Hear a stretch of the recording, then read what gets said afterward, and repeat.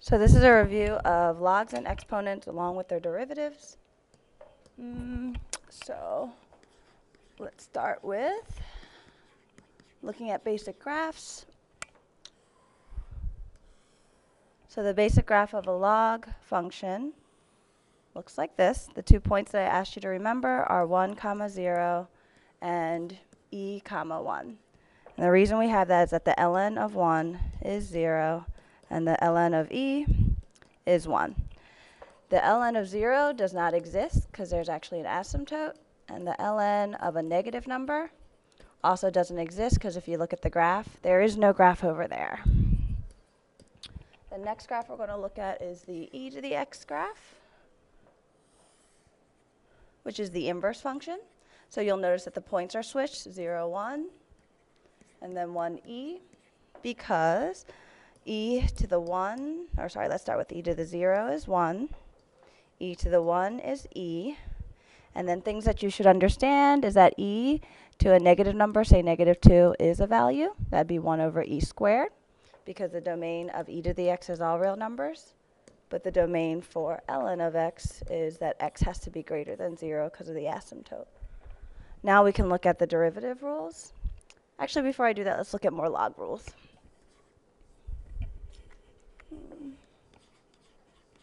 So we know that if you have the ln of a times b, you can extend that to the ln of a plus the ln of b. If you have the ln of a over b, you can extend that to be the ln of a minus the ln of b. And then if you have the ln of a to a number, you can actually bring the power in front and get n ln of a. And then we have logs. If you have a log base b of a, that is the same as changing the base. You can literally say it's the ln of a goes on top, and the ln of b goes on bottom. In terms of solving, if you have the ln of x squared equals 5, if you want x squared to be on its own, use e to get rid of ln, and so you get x squared is equal to e to the 5. Therefore, x is equal to the plus or minus square root of e to the 5. And then similarly, if I have e to the x squared equals 5, then I would use an ln on both sides to cancel my ln of e, and I get x squared is equal to ln of 5, and x is equal to plus or minus the square root of ln of 5. So those are probably all the rules that you have to know from pre-cal. Now we can start looking at some derivative problems.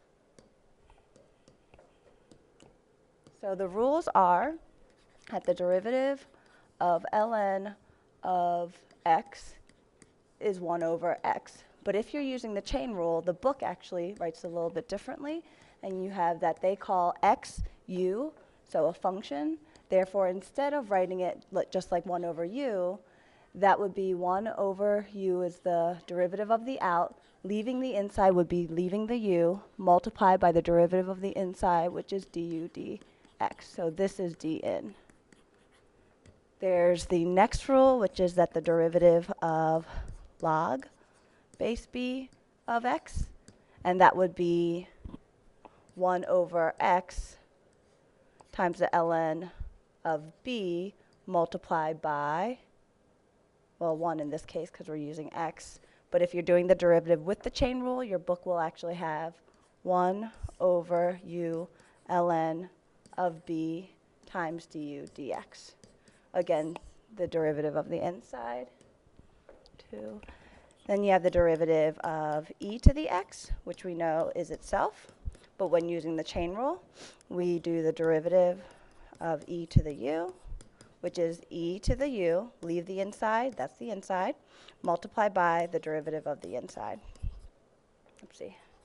And last rule, the derivative of a to the x would be a to the x. But using the chain rule, you have a to the u.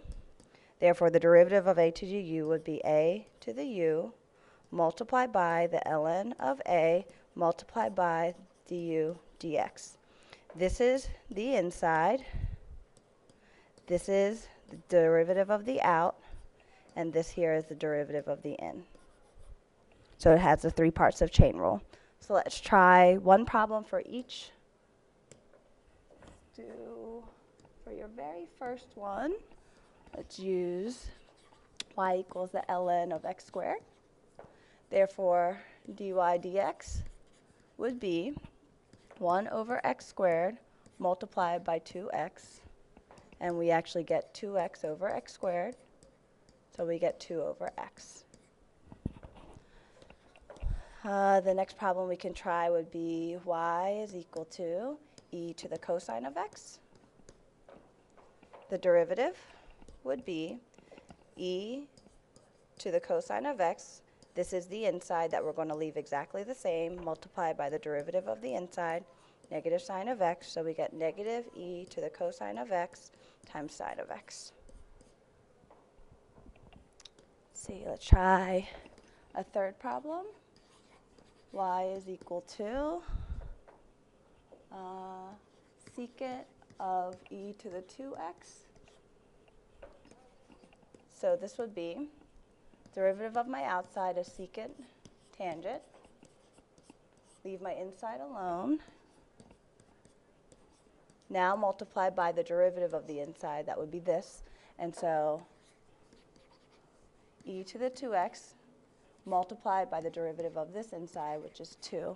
So my derivative becomes 2e to the 2x secant of e to the 2x times tangent of e to the 2x. All right, so problem number 4. We will try y equals 3 to the tangent of x. So the derivative would be a to the u multiplied by the derivative of tangent of x, which is secant squared of x. And so this one doesn't simplify much. I guess we could write as secant squared of x multiplied by 3 tan of x. It's probably the only other way you could write that one. And we will try one with y equals log base 4 of 3x squared. And so the derivative of this one would be 1 over the 3x squared multiplied by the ln of 4 multiplied by the derivative of the inside, which is 6x. So we get 6x over 3x squared ln of 4. And so we end up on top with 2. On bottom we have x ln of 4 because we cancel this x with the power. And so that would be the final answer. Remember that each of these is the equation of the derivative. And so if you wanted to write the equation of a tangent line, we could easily do that also. A little review of the equation of a tangent line.